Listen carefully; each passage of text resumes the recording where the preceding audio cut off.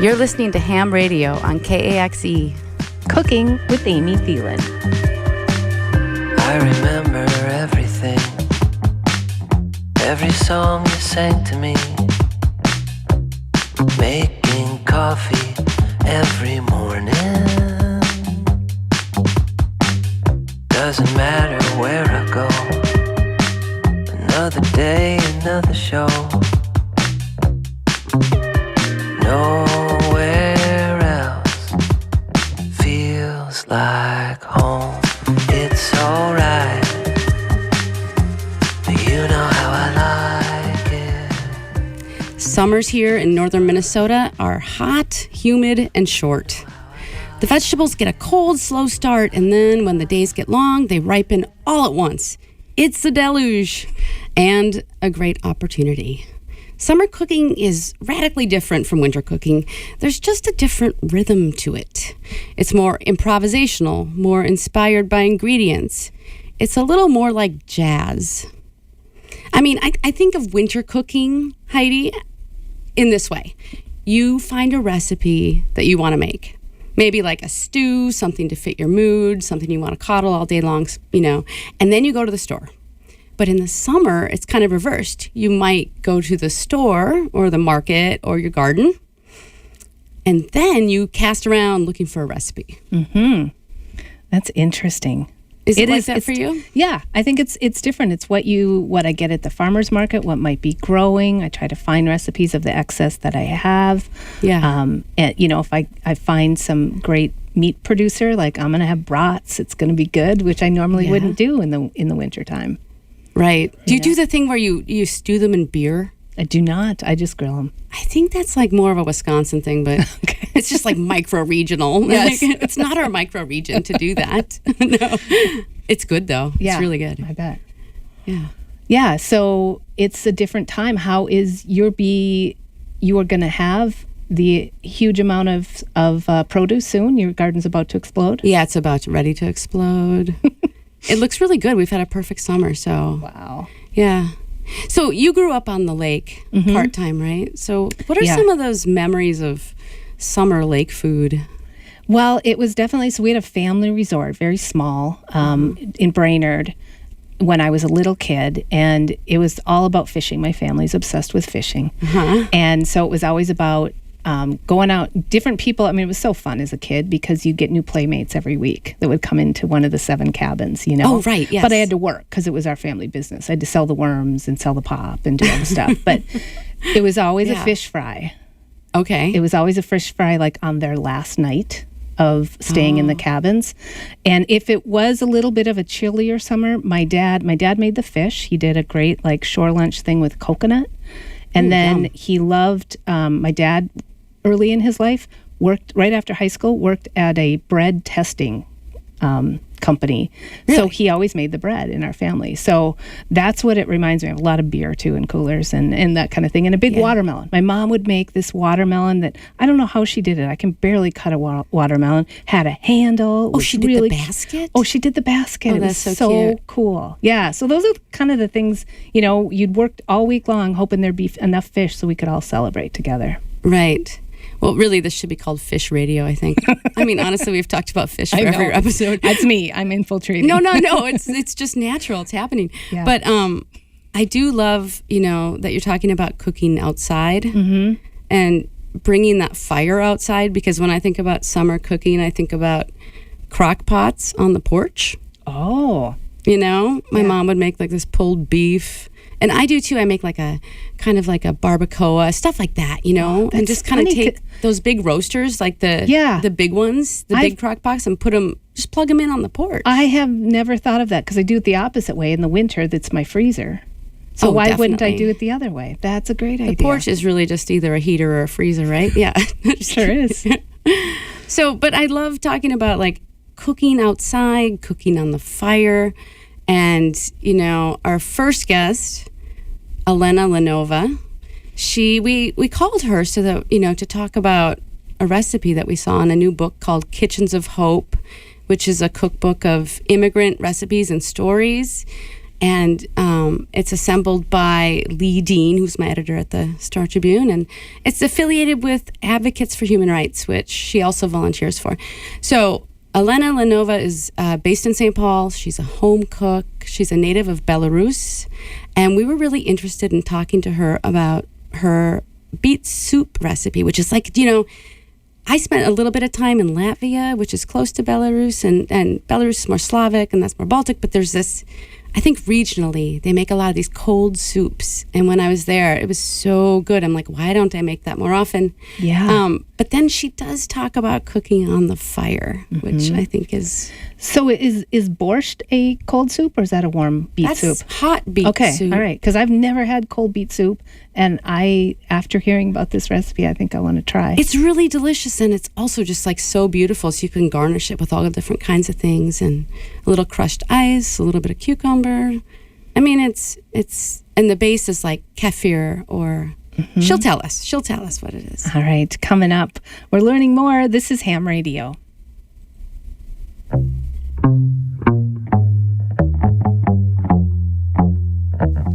I've heard so many stories from old timers around me in northern Minnesota of how they would have like this outdoor kitchen that they would use for big projects that would be generating a lot of heat that they didn't want in the house, or for canning, preserving. Yes. And when I'm standing in my little kitchen, I don't have AC, and I'm standing in my kitchen and I'm like sweating and dying because all the steam from the canning pot, I mean, do you remember any of those in Belarus? Did you guys have outdoor kitchens? Well, same thing, right? Did not have AC. And we did a lot of cooking even outside. Like my mom would make, it's a very well-known dish across Asian republics. It's called plov. I don't know if you know, it's like rice pilaf. It's Afghani dish, it's Uzbeki dish. So she would make it directly on like fire, outside, because for the same reason. Yeah, I mean, you don't want to cook all this in the house.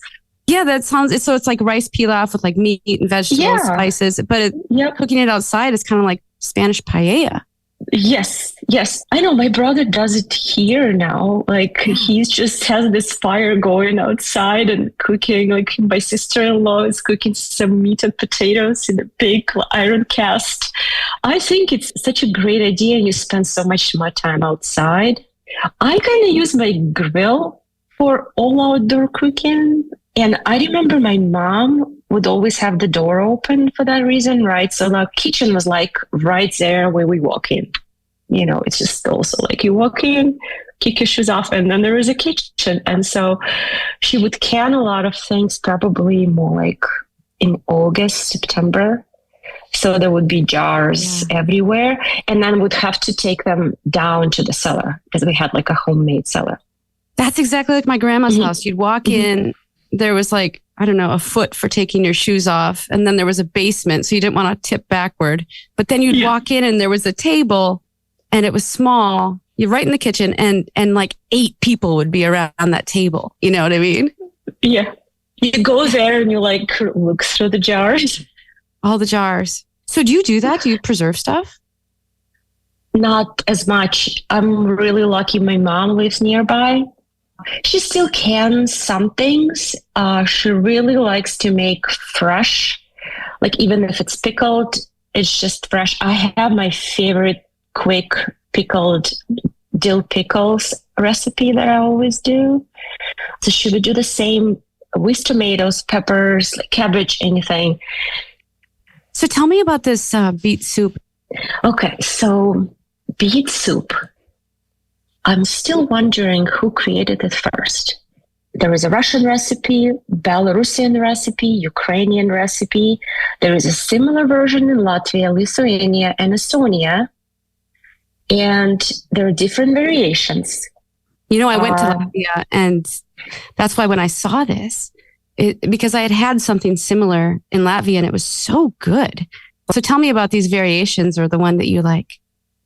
My favorite one about this recipe is that you can literally pre-boil the vegetables, beets, eggs, and then you just kind of throw it on last minute. You just have some beets you shred, mix it with water, add some salt. You could add those cucumbers right there. And I add few radishes in sometimes. I would shred that. So it's like a really bright pink. And like, yeah. What's your liquid base? Well, liquid base would be just water and kefir. Kefir. Mm-hmm. You can buy that almost everywhere in the Twin Cities, right? Oh, you could even make it. Oh. Yes, my friend gave me kefir grains. Okay. And you have to kind of keep them in the fridge and feed them milk. And then you just throw them in a jar with milk and they just stay for 24 hours and you got kefir. So it's kind of like a liquidy yogurt. Yeah. So I think this recipe for Khaladnik with kefir is just much milder. Mm-hmm. But I even tell people sometimes, if you don't have kefir, make it water-based and then just add sour cream. Just a couple tablespoons sour cream and an egg, dill, more fresh herbs, even like parsley. We're going to use this as the community recipe for this. All right. Yeah. All right. And use your photograph too that's in the book. Oh, thank you. So what else is summer food to you? Like now, what else are you eating in the summertime when you don't want to heat up the house? Something very simple, like just grill outside with lots of vegetables. You know, I'm really lucky to be able to travel, and I've been to a few interesting places, and multicultural places just fascinate me. I love the spices, and like Greece, for an example, right? Where oregano can go such a long way, changes everything when you add it to the salad, right? Or like just throw in some livers or meats with rosemary. Oh my gosh, it's delicious. Rosemary and livers, really. And then on the grill. Yes. Yeah. Like, really or like that little side stove of the grill, you know, like you can just kind of fry a couple things in there. There are great spices in Mediterranean, like Middle Eastern cooking. When I was in Israel a few years ago, I picked up a few spices in the market, like a bazaar market, and it's like all kinds of spices. It's just amazing. And so I would throw in like a shakshuka spice, even in like a meat marinade, and it works great.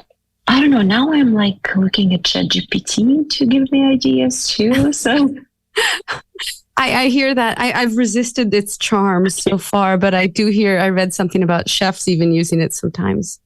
When you were talking about Israel, that reminds me of a story. When I first moved back to my hometown after New York, one of my first friends was this woman named Hagit, and she and her husband were from Israel. So they're Israeli, and they're living in Park Rapids. She would invite me over for dinner all the time, you know, and it was great, and vice versa. At one point, she kind of had this little thing. She's just like, Minnesotans, I don't know. She's like holding this jar of spice, and she's like, they just don't use very much. Like, I use a lot. Yeah. And she like takes the little plastic dealie off the top that makes like it a sprinkler, and she rips that off, and she's just like pours half of it into something. Yes, definitely. It's like a lot of spice. Yes. You know, my mom always used cumin a lot. I think I go through like a big jar. Like every few months I have to go like get more. It's just kind of easy to also make any recipes with that. You're listening to Ham Radio on KAXE. So where are you shopping for vegetables in the summer? Lately, I really like going to Untied Little Market. Like they have stands everywhere in Minnesota. What's Untied? I think it's a last name of a family that owns a farm. Oh, yeah. And they have this wonderful people. A lot of Ukrainians work in the farm stand. So I always make little conversations with them. They have just like enough of great produce and fresh strawberries through like October. Really? Yeah. So where's that market? Is it St. Paul or Minneapolis? I think they just have their own stands. There's one in Wayzata, one in Eden Prairie, Minnetonka, kind of across. Okay, cool, yeah, cool. Across Twin Cities. Yeah, it sounds familiar. So they have strawberries. That means that they're probably growing strawberries in big hoop houses or greenhouses? I think so. I think one of the people in the stand told me they have this under the bridge area, which is protected from too much rain, but they get enough sunlight, I guess, that they can grow it for much longer than, strawberries usually go. Oh, those strawberries are so good. Yeah. So what do you do with them? You just eat them, or you make something? Yeah. Sometimes it's great to make like a little, dessert or throw in the yogurt, but you're not making jam or. Between work and kids, I haven't done it maybe for a couple of years. I should do it again. Well, strawberries are so fragile. Like of all of the fruit, they seem to me the most delicate. I mean, when you freeze them, but they don't really come back. They're kind of It's not the same flavor. Mm-hmm. No. Whereas like raspberries, I'll go out and gather raspberries and freeze those and they're fine. But the strawberries don't last. I don't know. It's weird. One strawberry I really miss here is that tiny, tiny wild strawberry. Have you tried those? Yeah. So a friend we had on the show a few weeks ago, his name is Bruce Engebretson, and he gathers those. He goes out and forages for the little wild strawberries, and then he makes jam. And he serves it at his annual Christmas Santa Lucia party. It's pretty fabulous. Like, they're so fragrant, they're. Yes. They sell them by glass at the markets in Belarus. I've seen them in Europe, not as much. Just the same as like red currants and black currants. They're just so flavorful. Yeah. Can you buy currants where you're at now? Sometimes, really rarely, I see them at like St. Paul Farmers Market. Mm-hmm. I guess there's some vendors that bring them over, but you could buy them frozen. So I like that. And my mother-in-law now has few bushes, so I could go just get them there. Yeah, actually, I grow red currants and I grow black. What do you make with them? Well, the black currant, has like it's more like a grape in terms of like having a tough skin. Mm-hmm. I feel like the seed's a little smaller, but I just make like a juice jelly and I freeze it. We drink it. Yeah. It's one of my favorite flavors. It's everywhere in Europe. Yeah. Celebrating the season, right? I think we here have also the short summer that we just get all in, everybody's just in, everybody's outside. Right. Like you have to celebrate it and make it feel beautiful and color and flowers and bright flavors and berries. Yeah. I love it. I mean, that's what summer's about, is the outside cooking. I'm not going to forget that. Yeah. That plov over the fire. That really sparks something in me. I'm definitely going to try that. With a big heap of spice. With lots of spice, not just a little. Well, this has been lovely. I think that I love hearing about your soup. I love hearing about all the food of your family, both in Belarus and here in Minnesota, and the farmers markets, all the freshness. So good talking to you. Thank you so much. Yeah, you too. I really enjoyed it.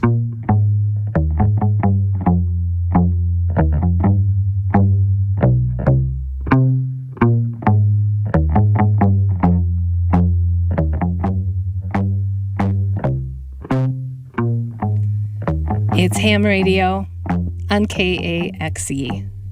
It was so much fun talking to her. Yeah, she's cool. And it's actually going to be, this is our community recipe for this week, is, how do you say it? Holodnik. Holodnik. Do you think, I've been admitting to you all along, Amy, in this show about how I'm not, I thought I was a good cook till I spent time with you. Oh, stop. But can I do this? Can I do this beet soup? Oh my gosh, I yes, love, you can do this. Okay, I just needed a little reinforcement there. So. Not reimbursement, reinforcement. So that will be available to folks. And hasn't that been a really exciting thing of this show that people have been cooking these recipes? Yes, and texting, posting, calling in. Yeah. I know, that's been so fun. Yeah. I really loved Elena hearing her talk about the plov. I don't know if that got a little bit lost, but yeah. So it's spelled PLOV, if anybody wants to look that up. Claudia Roden has a lot of really cool recipes for plov and she's Who's that? She's a Middle Eastern cookbook author. She's got a lot of really good books. Okay. So what it is, it's like, it's like paella, but with rice, and generally with, like she said, Elena said, minced lamb. It's highly spiced, and then you can add all these vegetables. But I had never heard of anybody cooking it over the fire. So that was cool to me. That was really cool to hear that. And I think I've made paella over the fire, but never anything else. And I'm like, gosh, why am I holding myself back? I could be making all these other things over the fire. I loved talking about the spices, and we just heard from a listener, our listener last week, who was cooking while made the onion pie. From Park Rapids. Yeah.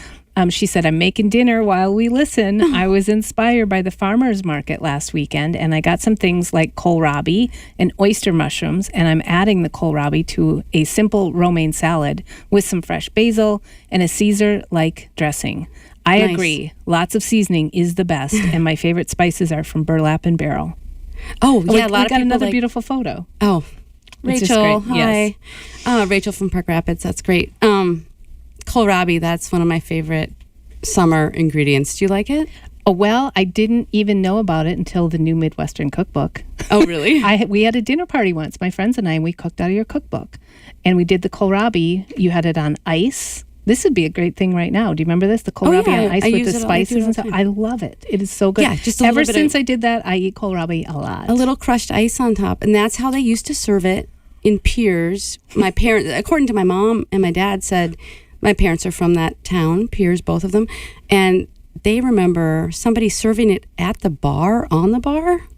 Oh. Like, wow. You go to the bar, you have beer, and then you have kohlrabi sliced with a little ice. I don't know if that's a memory or a real thing, but geez, it sounds good. It's so refreshing. Yes. It is such an interesting vegetable, and I'm glad I got introduced to it. We got another hi, Amy, to you. You mentioned you're the editor from the Star Tribune. Lee Dean. Yep, editor of this cookbook that Elena is in, Kitchens of Hope. Mm-hmm. And she was listening to last week's and heard me talking about my mom's old Schwann's box that I saved that is filled with cutout Star Tribune recipes that really bring me back. They make me miss my mom, but now it actually makes me very happy. So I really like it. Yeah, Lee Dean is she was the longtime editor at the Star Tribune, and she was my editor for my first ever stories, many features. It was so fun working with her. So, yeah, we've been talking summer kitchens. You can text in too, 218-326-1234, but we've been hearing from a lot of people all week long. So here's a text from Steve who says, my go-to during the summer was a watermelon Coke, available at a drive-in diner we had in Wichita. It was basically cola with watermelon flavor syrup, which is similar to that vanilla or cherry flavoring you can get at the gas station fountains. We don't have that drive-in diner chain up here in Minnesota, and that flavor is no longer available. Probably for the best, because it's not the healthiest treat in the world. I don't know. Well, I love, Steve, you could make watermelon syrup. Oh, I bet you can. How? Easy. Well, how would you do it? You would blend the watermelon in a blender, and then you would strain it so you get all the pulp out, and then you'd put that in a big wide pan, and you'd add some sugar, not crazy, but quite a bit, and then you just slowly reduce that, and you have watermelon syrup. Then put it in your Coke. And then put it in your Coke. There we go. Wow. We heard from Pamela on our Facebook post about summer foods, who said fair food and fresh farmer's garden veggies and strawberry shortcake. Oh, yeah. Fair food. Yeah. What's your favorite fair food? At the Itasca County Fair, it's the best corn ever, and it is dipped in this big vat of butter. It's $1 still for an ear of corn, and that is what I always get at the fair. It is so good. That's the way to do it. Dip it in. Yeah, it's crazy. You watch these kids. It's from Clayton's Farm in Grand Rapids, and it's really good corn, and that's the main thing. I also like to have a. Do they call it Prana Puffs or corn dogs? I'm going to get into a controversy. I like having one of those too at a fair. They're good. Yeah. But I like ketchup on it, not mustard. Okay. That's where we differ. Yeah. Okay. Now we have our first disagreement, Heidi. at the Hubbard County Fair a few years ago. This is not even a food story, but we were walking around in flip-flops and I got a corn dog stick like jammed into my foot, which is terrible. I had to have the cops take it out. It was like this huge deal. So no more corn dogs for me. I'll keep that in mind. Yeah, be careful. We heard from Megan, who said best fair food is a 50-cent glass of milk in Crow Wing County. Thanks, Megan. That sounds so refreshing right now, doesn't it? Yeah, I love those. I love that. Really, it's very ice cold. Pretty delicious. Yeah. Summer foods, we'd love for you to join us. We've got more coming up. You can text 218-326-1234. Yeah, we want to hear about the foods, different recipes, things that you make and eat in the summer, but no other time of the year. You know, like the special things, the things that you think, oh, summer's here. I've got it, you know. Yeah. This is it for me. Hey, can I hijack the show for myself right now? Yes. Okay. So Steve mentioned watermelon. I mentioned my mother's watermelon cutout basket. Yep. I don't really know how to cut watermelon or melon very well. I love eating them, but I do not look forward to cutting them. Do you have advice for me? Well, I mean, I think you need a new knife is what it sounds like to me, honestly. Well, like a cantaloupe, especially, like to get it to, cut it in half first, scoop out the seeds. Yeah. Then what should I know do? it is kind of awkward, right? My mom always did like the big boats and then kind of lined them up. And I do that like on a platter. If you kind of like make them a little offset, each row, it kind of looks cute, but it doesn't often look that great. They used to do like melon ballers? Yeah, I have one of those and it's just like, they don't look great. I don't love that either. So I just use like a spoon and kind of shape it like an oval sometimes. Oh, okay. And then plop it on the plate. I don't know. I don't know what to tell you. I mean, I feel better. Just it's not just me. So thank you. I think you need to just like do the basket, get it out of the way. Like wait till you see my basket. It is not conquer the watermelon basket. Oh my gosh. Fill it with delights. There we go. Well, I'm very excited for our next guest because Amy, you share something with our next guest. You are also a James Beard Award winner twice. Yeah. What does it mean, first of all? Yeah, the James Beards are, they always say it's the Oscars of the food world, and it is. I mean, there is a red carpet.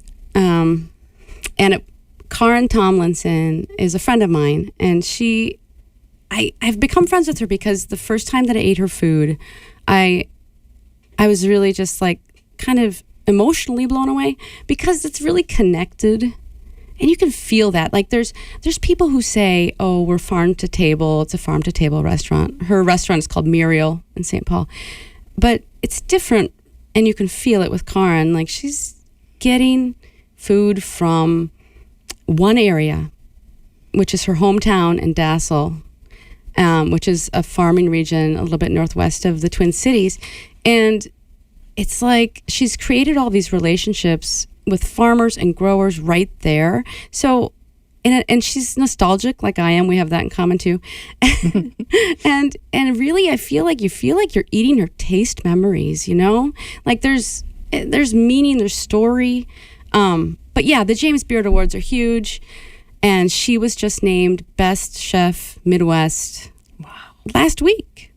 And she wore her grandmother's dress that her grandma wore when she was like the corn queen of their town, and it looked amazing on her. Nobody would have known it was vintage, and it was really fantastic. But Karen's the kind of person, so she does her restaurant is really sweet. It's small, it's perfect, it's like the food is fabulous, and she does like kind of like themed dinners, like fun things. And I got a call from her last year. And she said, I'm doing a Dickens themed dinner for Christmas. I was like, oh, okay. And she's like, we're going to do the whole roast goose. We're going to do the plum puddings. We're going to light it on fire. And then, somebody has to read from A Christmas Carol. And my friend, and I'm just like, why is she telling me this? I'm like, it's great. I love hearing about it. But like, she's like, my friend who was going to read just canceled. She's sick. Would you come down? It's tomorrow. And read from Dickens' Christmas Carol. And I said, absolutely. Oh my. So like that's the kind of like meaningful, fun things that she does. And we were really lucky, I think, to catch her because she just came back from the James Beard Awards 4 days ago at this point. And then she went to the Food and Wine Festival. She's got a restaurant to run full time. Yeah. And I think we were really lucky to catch her. Yeah, we caught her in the middle of the day in her restaurant. Yep. We'll take it. Let's take a listen.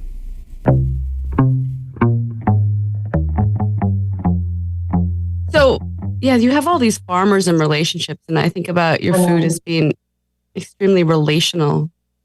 So you're from Dassel, and then you're, as a chef, coming back into that community and really like uplifting a lot of the products. What do you think of your relationship to like the town? Do you think that supporting them has changed Dassel in a way? It's been really cool. I think it's been a mutually encouraging situation. You know, we're like 4 years in now, and I'm actually part on the board of a little sustainable living group out in that community too. And it's just like there are things that were already kind of happening, evolving in that community. You know, people wanting to eat more food local, you know, realizing that they have a lot of amazing resources at their fingertips. And so it's been really cool to just find people who see that too. And I think what we do at Muriel, I think it, and like overwhelmingly, I think it's been really validating. I do think it has made a difference. Actually, I have a conversation tomorrow with some farmers about getting a grant for a dehuller, which would be so exciting. It removes the hulls off of grains. You have to ship it off somewhere else to clean it, or you just are selling it for seed or something like that. But you can't, like, there are all these beautiful oats or einkorn berries that are just sitting unable to be used or sold in our community because they can't be cleaned unless you go to South Dakota. I kind of wonder if like our grandparents had the same question, like, where are we going to get the dehuller? You know what I mean? Like, or great grandparents, you know, we're kind of going back to ways of doing things that are a little bit more careful. So even just looking at this particular community that I've been working with, the Dassel, Cokato, Hutchinson area, there were a lot of creameries and grain mills that, you know, leading up to World War II and into the 50s, 60s, they kind of started dying out. But communities were growing and processing a lot of their own basic ingredients in the Midwest until we changed our model so that they would do just one part of the job and then just ship it off somewhere else. I mean, I think that not everybody knows how much work it is for you and your team to cook this way. You know, you're getting new stuff in and it's changing. It's not consistent. When you're bringing in things that are special and they're different, what that does is it throws that kitchen into having to work a lot harder to be adaptable and flexible. So I know it's harder. As a creative, I think that limitation is good for creativity. I kind of foisted that on my team. No, actually, they have buy-in. We periodically reevaluate what our limitations are. And it's actually more often than not the case that they want to challenge us to go even further. It's really cool because I think they see the value of cooking food that reflects our actual seasons here in Minnesota, that reflects what farmers actually are growing. And even beyond that, want to work with farmers who maybe don't have as big of a platform or access points yet to markets like restaurants, you know? And so they see that we're in a unique position to be kind of like a guinea pig buyer for people who are just getting started out or people who are retiring and wanting to grow things differently. They value that. And so it means that you always have to be engaged. It's not like when you're just ordering things, you know, from a bigger supplier, there's always going to be another green pepper. You know, you can bank on it and you just click, text and order. It just doesn't work that way. You know, a lot of times I'll say, I think I'm going to be able to get this today. I think we'll have this much. And then I roll in at 4 in my Carhartts from the farms right as we're about to get ready for the service. And they just, without batting an eye, deal with it and figure it out. And it's amazing. But I think it's because ingredients are so much more, well, for one, I think they taste better. And for another, we just value them more. It's like night and day when you know who is growing your vegetables, who raised your hog, and you see the care and the pride that they take in doing that, and you see the work that goes into it. you just value your ingredients so much more. And so you're like, oh my gosh, yes, I want to make a huge deal out of these carrots, and there you have a beautiful dish. And so it just is so different.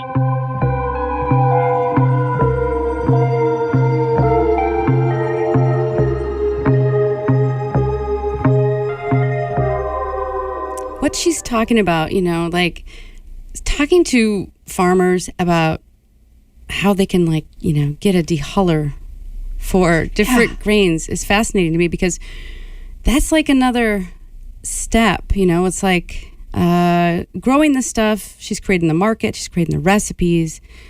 That is something that grows. That's where you get the ball rolling and you create markets for new things, Well, it's new things, but then it's tied to the past.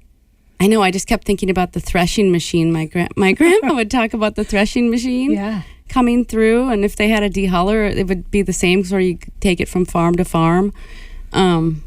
Yeah, maybe things got a little too industrialized, huh? I mean, which is, she said, and I agree with her. She's like, yeah, feed the world. We know that why it happened, but there is something lost, and that's like all of these like varieties of grains that are really interesting, or vegetables, things that are really fascinating. And Karin really gets in the dirt. Like, she wears those wellies around, and I watch her on Instagram going to get things. And when she was with me, we got up and went on a bike ride, and she knows wild stuff in the woods. Yeah. Way better than I do. I'm like, I don't know. I'm more like gardening than foraging, but yeah. I loved how she was talking about the folks in the restaurant, and how there's more imagination when you only have these choices in front of you. Yeah, it's challenging. So if when she comes in with all this stuff, or they get like a whole cow or a half a cow, right? Then they have to. You can't just be consistent about, you can't just like follow a recipe. You have to use your instincts. So I can see what she's saying. Like, who wouldn't want to work for her in that kitchen and learn how to, roll with the punches and, really get their hands on interesting ingredients. We're going to hear more from Karin Tomlinson. She just won the James Beard Award for Best Chef Midwest. Oh my gosh. And it's at her restaurant, Muriel, in St. Paul. And in this next segment, we're kind of hearing more about what she likes in the summertime, right? Yep.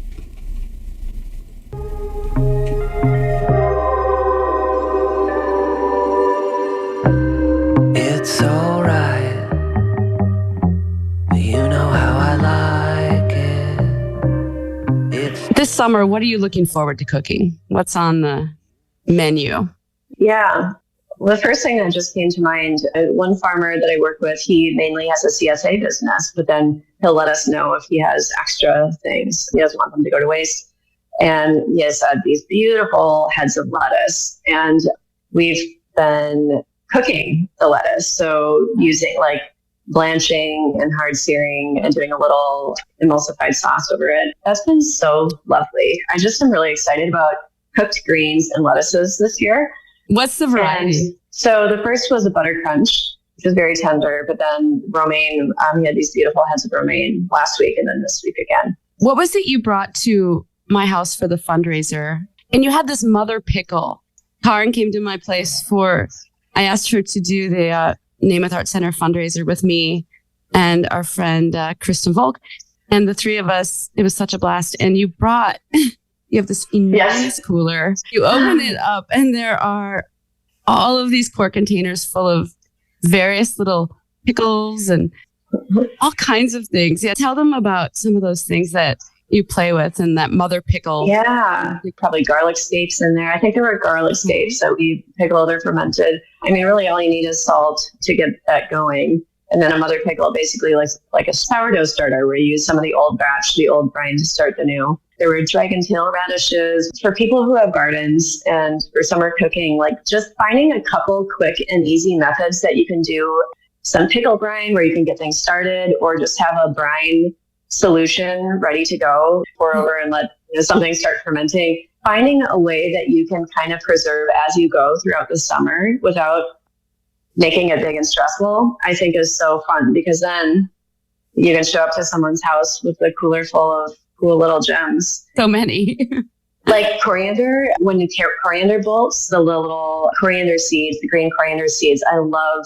You can just look up like a caper brine recipe online and do a caper brine of coriander seeds. And that is one of my favorite things to have during the summer. Throw that on any like fish dish or whatever. We use that. Coriander capers, basically. Is that what you call them? Yeah. Yeah. Brined coriander, green coriander seed. Oh, we yeah. use that as a garnish on the tomato salad. Oh, you right. remember. Yes. Yes. And then we rubbed Oh, a yeah. little bit of that brine on the top just to kind of Yes. make it shine. Or pickled brine as a seasoning thing, Yes. either in a sauce or just like on a beautiful slice of tomato. I think it's really a great way to use it.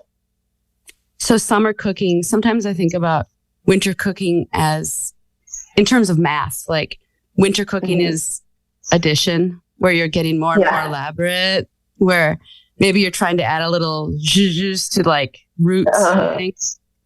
And then I think about summer cooking as subtraction. Do you think of it that way, or am I oversimplifying? And No, I do. Especially, this is one way that we can really embrace our 4-season climate here in Minnesota, because we only have a certain time of year where we can step outside and pull something from the earth and crunch down on it, vegetables and fruits and things like that in their freshest form during a time of year is just a wonderful gift. And we should embrace it, because then we'll have months ahead where we don't have that. And I will say, though, especially if you have really good ingredients that are grown in a very healthy soil, they're going to just taste better in a simpler form. If you're working with vegetables from who knows where, it may not be the same experience.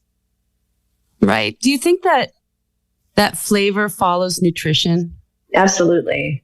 It just makes sense to me. We will be nourished more by things that we're sharing an environment with. I just think it kind of makes sense. Yeah, it does. It makes really intuitive sense to me too. I love this. I'm thinking about summer kitchens, and do you have any memories of summer food from the farm? Yeah. My great aunt Shirley actually still has. She's on my family's old farm, and she's like 91, I think now, living out there by herself. And there's a summer kitchen on the property. And right now it's just full of old jars and things like that. But I've poked around in there, and it's just so cool. I know that my great grandparents used to cook there, and more cooking outside because it's hot and you don't want to heat up the house too much. Yeah. So what did that summer kitchen look like? Yeah, it looks almost like a little house or shed, and there was a fire and a stove, like a wood burning stove, like a range in there. And I think would use that for like jarring and canning and things like that too. It's pretty cool. It's kind of a dream. Yeah. I know. I would love to do that, to have the time to do that. Like I kind of stopped canning in a way because, it feels like it should be a communal activity, Yes. Yeah, exactly. So if you ever need somebody to just sterilize jars and oh my gosh, pack yes. pickles.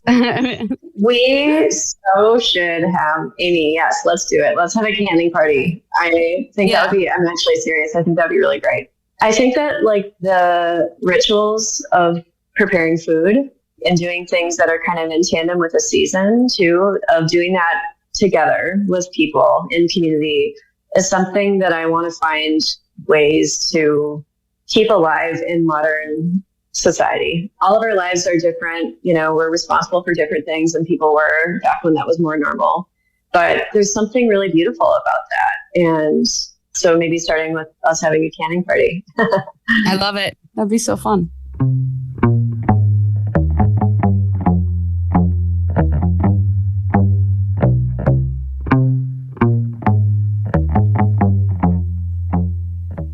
I mean, a canning party. That sounds fun. That's always a good idea, right? Yeah. But I also love what she was talking about when she was saying that she likes to preserve things in small batches. So you don't get that overload and guilt and, think you've got to do something 4 days straight in your life. You don't have to take off the whole day, or you don't have to spend a day or two because that's what it is. It's a full day. If you're canning and making pickles, that's your day. I mean, you don't do that after work that easily. I mean, maybe some people do, but I like what she was saying about, like, you just make like 1 quart of something and you use the pickle brine, the fermented brine that you had from before, and then just see what happens, like put it in the fridge, like let it pickle, see if you like it. You're no harm, no foul, Right. Like when I pick rhubarb, I pick twice what I need, chop up half of it, put it in the freezer. It's just the little things that, boy, you really appreciate those come winter. We got a message that came in. Are you ready for it? It's from Mickey. Yeah. I look forward to when the seasons start to noticeably change and my mind can shift to the foods and dishes that I love and crave at this time of the year. A few of my summertime favorites feature fresh produce and include chicken salad made with canned chicken breast and finely chopped fresh vegetables and herbs like scallions, carrots, radishes, celery, dill, parsley. I have it with some crispy noodles and usually put it in some fresh lettuce and wrap that up, and it's delicious. Another favorite is gazpacho. I typically use Ina Garden's recipe as a starting point and then sort of make it my own. However, I choose to do that at the time. Pico de gallo, you can't go wrong with a good pico de gallo with some fresh tomatoes. I mean, I think this is tomato themed. Obviously, I love fresh tomatoes. And I think nothing beats a tomato sandwich made with a juicy, warm, just picked tomato, a little salt and pepper on there, maybe cheese, maybe not, maybe toasted bread, maybe not. Ugh, now I'm getting hungry, and this all sounds so good. Happy summer eating, everyone. That's Mickey from Grand Rapids. Thanks for that message. People are texting in. You can text 218-326-1234. You can also give us a call. We'll be opening up our phone lines. We got a couple of texts I want to get to because Karen talked about at the beginning, she talked about lettuce and she'd been cooking. Yeah, that was really fascinating. Yeah. Kind of like braising it and then glazing it. That sounded so good. We had someone who texted in and said, in the early summer when the lettuce first ripens, my mom would make a simple dressing of cream, apple cider vinegar, and a bit of sugar. I miss my mom. Oh, yeah. I know that dressing, I think. My grandma made that. Yeah, it's just like if you pour cream in a bowl and then you put a little bit of vinegar in it, it'll thicken. Yeah. Yeah. I have a recipe that's similar in my first cookbook. Okay. Yep. And Annie Lou in Two Inlets just texted in, this is another memory. My mom's cucumber salad is my summer salad. Here's a technique. Thinly slice a cucumber into a bowl, add a few pieces of chopped onion, salt the cukes, refrigerate for at least half an hour while you do your other cooking. To prepare for serving, drain the cucumbers, squeezing as much water out as you can, but do not rinse. This is different from many other recipes. Lightly bathe the cucumbers in milk. Stir in a couple of spoonfuls of vinegar. I'm currently using rice vinegar. My mom used apple cider vinegar. Serve. Excellent with fried fish, grilled chicken, or burgers. Minnesota cucumbers are the best for this. I think it's because of the rainwater. Oh, Yeah. or just our groundwater too. Yeah. Wow. So that's like 2 different texts in a row. Yes. Talking about milk, cream, thickened with a little dash of vinegar. Yeah. That's really fascinating. Also, Annie, Two Inlets. Annie Lou, are you my neighbor? I hope so. That's me. Lucky Annie Lou. Speaking of that, first time ever on Ham Radio, a walk-in. Iris joins us in the studio. Hi, Iris. Hi, how are you guys? Oh, we're good. Hold on. We're great. How are you? Good. Good. Hi, Iris. Hi, Amy. All the talk of the milk, cream, vinegar dressings. My great grandma Aggie had a dressing that she would make with sour cream and apple cider vinegar and a little sugar, and that's what she would put on her cucumber salad too. So it's universal, maybe? Yeah. Universal grandma Minnesota recipe. I mean, those cucumbers, the cucumbers are so good. I can't wait for them. Are you getting cucumbers, Iris? We don't have any yet, but at your place. We have them ready. We're watching them very intently. Watching them intently, yes. So I hear there is a favorite recipe the rest of your family requests that you made when you were little of summer vegetables. Yeah, so this is Maybe not little. How old were you? I was probably like 8 or 9. Okay, so yeah. So I guess you could say little. I didn't think I was little at the time. No, I you thought didn't. it was You thought you were 45. 45, yes. It was a New York Times cooking recipe that I modified as a 9-year-old that once again thought I was 45. That's great. It was a ratatouille recipe, but it was like not super traditional ratatouille. It was sheet pan ratatouille with you did the eggplant and zucchini and a sheet pan and you roasted it? Yep. And so you get it roasted, golden brown, a little more texture. Nice. And then all your other summer veggies. And so that's been my go-to summer recipe ever since. And it's a production because it's all the produce is out of our garden, and so it's, you're processing and but it's so worth it. And I'll make like a triple batch and freeze it. Oh, that for the winter. sounds so good. So then after you've roasted the tomato or not the tomato, the eggplant and the zucchini, do you roast the onion too? You pan fry the onion, garlic, Okay. tomato, Cool. and sausage. It has sausage in it as well. Oh, and then- yum. Yeah, so that's like an extra Interesting. booster. So that's like your summer meal then. That's lunch Yes, it's lunch and then or dinner. lunch over pasta. I have it with pasta for lunch, and then we'll do cornmeal biscuits on top of it for dinner. Oh, Um, awesome. Yeah, it's delicious and it's highly requested. It's not a light kind of like meal that doesn't heat up the house, so it has to be a rainy day, Yes. or because there's a lot of stuff going on. Right, There's right. You cereal- you don't do that on like the hottest day of the Right. summer necessarily. Right, but you do it. You pick a cloudy day, make it up, eat it over the next couple weeks until you make your next batch. That makes it even more special. You can't make it every day in Right. the summer. It's What about seasoning on it? exclusive. See, this goes against the seasoning conversation you guys were having earlier. Okay. But it's salt and pepper, and I just do salt and pepper because it's all the summer vegetables, and it's not like a grocery store vegetable. No, they don't or a need winter anything, vegetable. right? They don't really need anything. I think I'm not that- anti-seasoning, though. No, I'm it's okay. pro-seasoning. Yeah. No, zucchini in the summer from the garden is I can't even buy zucchini at the grocery store. I mean, it just tastes so different. Rubbery, Kind of fishy. I don't know. Yeah. What is that? I don't know. Or bleachy a little bit. bleachy and fishy is what we're saying. Okay.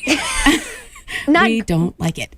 not positive descriptions. But also eggplant is, I think, a different thing from the garden. And like a summer tomato that is kind of warm while you're processing it and getting it ready, like that's it. You don't need to do too much else to it. So, Iris, you know this. I credit you because I never ate beets before you told me how to make them, and I grill them Yes. and now I eat them all the time. So what is the Iris recipe for? You just told me to grill for them. That I beets? didn't need to peel them, to quarter them, and just do some olive oil and salt and pepper and put them on the grill. And instead Or of, did I give you the recipe for like the roast the beets and then you kind of wilt the greens and serve the beets Yes. on a bed of greens with vinaigrette? Yes. Yeah, that's my. So I need some help from the both of you. I don't think I like eggplant. Convince me otherwise. Get homegrown eggplant first. Yeah, number one. Okay. They're going to tell me to get out of here. No. People can change. I have. You have proved it. So you can, get homegrown eggplant that's my advice. I don't know what Amy has. Yeah, I mean, same thing. So, like, what looks fresh when you're at the market is an eggplant that's really shiny, like really reflective, and also feels heavy. And that's all you can really tell from the outside. But once you cut into it, fresh eggplant should not, if it's picked at the right time, it doesn't have very many seeds. And it's those seed pods that taste bitter and a little weird to people. And also when they're cooked, they get a little slimy. Okay. So they should be, the seeds should be kind of just a faint line. And it should all be kind of like a real ivory flesh and firm, And you want to, make sure that it's a fresh eggplant. Gotcha. Because That's then all. I think then I think it's good. And Yeah. we cook it in lots of ways. I make it in the ratatouille. I will make just roasted eggplant to snack on, salt it a little bit, and let it sit, and then pat dry to get it so it doesn't get too soggy, and then just roast it with olive oil and salt and pepper. When it's good, it's really good. And Okay. also, I think that sometimes people don't cook it long enough. So it's got that kind of like spongy marsh. It shouldn't be like a cotton ball. It should be like silky. Because I just haven't cooked it. I've eaten it in things when I've gone out to restaurants, and it just didn't thrill me. It was kind of that texture. It was kind of like, Also deep fried or roasted. Okay. Hey, we're getting a few texts coming in. You guys ready for this? Favorite summer cooking? Fresh brook trout with new potatoes has been a summer favorite since I was a young man. I remember doing a quasi-regular brook trout delivery to family in our neighborhood. Wonderful memories and a wonderful meal for all. Delivery? Come on over. I mean, Just give your address over I'm the just radio. hearing this word delivery, and I'm like, that is so sweet, though. And that, that is what people do with fish. When they have it, they share it a lot of times. I mean, you just don't meet that many anglers who are like real protective of it. Usually they want to cook it. They want, We also heard from someone who said, my mom has always made mint tea in the summer. It's super simple. Just add fresh mint leaves to hot water and let it cool as it steeps. It is so refreshing. Yes, that's true. And you only need to plant mint once. Right. It'll come back. We have mint You know all exactly over what we're the talking. place. Yes. So planting mint is what, like kind of a rookie mistake if it's not done in the right spot. Plant it in a pot. Plant it, yeah. Yeah, contain it. You have to contain it. So Iris, I hear that you're really good at making pie crust. So you've been cooking for a long time. I've been cooking for a long time, yeah. Yeah. Talk to me about like summer pies. What do you have on deck? Summer pies are in a battle with summer crisps for me. I Okay. go through phases where I do more crisps. That's a difficult word to say on the radio. I go through more crisps than pies. So we do a sour cherry crisp. We have Bali cherry trees that have formed a little grove. And so I do pie and crisp with those. You have a sour cherry grove? We do. Okay. It started with one, and was one sour cherry tree that we would get maybe 3 off of for like years since I could remember. And then just recently it started to kind of pop up. And they're delicious, and there's so much you can do with them. And we're finally getting enough that you can actually make jam, jelly, crisp pie. And Sour cherries are so much better than sweet ones, I think. Because before we would just, like, you savor each one. You don't make anything into a recipe with it. But now we have enough that we're doing sour cherry pie, rhubarb, or strawberry rhubarb pie is really good too. Well, I hate to say this, we're almost out of time on Ham Radio. Why don't we tell Iris first about the recipe of the week? It might be something she would want to cook. Yeah, you might like. Yeah, so our friend Elena Lenova gave us a recipe for holodnik, which is a chilled beet soup from Belarus, which is where she's from and her family's from. And so you take cooked beets, and I think, what did she say? She roasted them and then peeled and then grated them coarsely and then mixed with kefir, which is, kefir is like yogurt but yogurt thinner. Milk. Yeah, the drinkable yogurt. Yeah. Anyway, the recipe is going to be on the website, and it's a beautiful, like really bright magenta color, and then you can garnish it with cucumber, ice, radish. I'm always down for a beet recipe, so I'll be making it. All right, sounds good. Check it out at kaxe.org. Look for Ham Radio. It's Amy Thielen. I'm Heidi Holton. This has been so much fun. It's been a blast.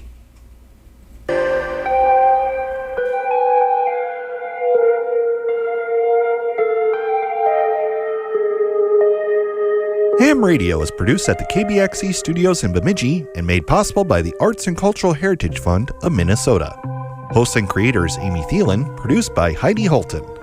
You Know How I Like It is a licensed original song from Jeremy Messersmith. Original Ham Radio artwork by T.L. Celine and graphic design by Christopher Larson. Thanks to KAXE's Chelsea Perkins and photographer Lori Shaw. Find more Ham Radio at kaxe.org and on your favorite podcast platforms like Apple, Spotify, and more. Sign up for the Ham Radio newsletter at kaxe.org. If I'm honest, it's just okay.